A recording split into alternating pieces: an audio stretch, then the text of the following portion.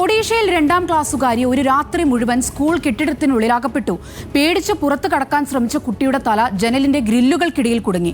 രാവിലെ നാട്ടുകാരാണ് കുട്ടിയെ കണ്ടെത്തി ആശുപത്രിയിൽ എത്തിച്ചത്. സ്കൂൾ അധികൃതർക്കെതിരെ പോലീസ് നടപടികൾ ആരംഭിച്ചിട്ടുണ്ട്.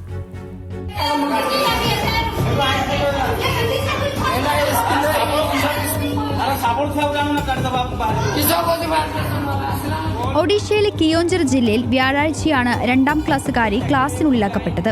സർക്കാർ സ്കൂളിന്റെ ക്ലാസ് മുറിക്കുള്ളിൽ രാത്രി മുഴുവൻ കുട്ടി ഒറ്റയ്ക്കായി. പരിഭ്രാന്തയായ കുട്ടി രക്ഷപ്പെടാൻ ശ്രമിച്ചു. ഇതിനിടെ കുട്ടിയുടെ തല ജനൽ കമ്പിക്കുള്ളിൽ കുടുങ്ങി ഗുരുതരമായി പരിക്കേറ്റു.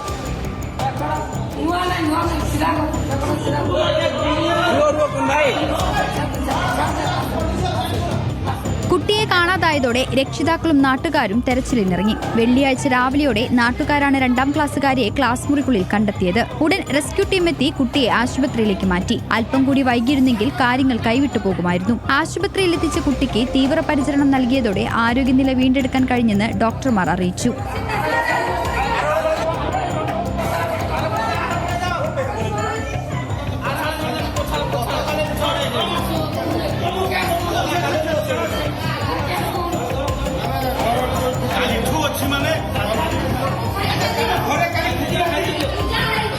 ക്ലാസ് മുറികൾ പൂട്ടുന്നത് സ്കൂളിലെ പാചകക്കാരനാണ്. പാചകക്കാരന് അസൗകര്യമുണ്ടായതിനെ തുടർന്ന് കുട്ടികളെ കൊണ്ടാണ് ക്ലാസ് റൂമുകൾ പൂട്ടിച്ചത്.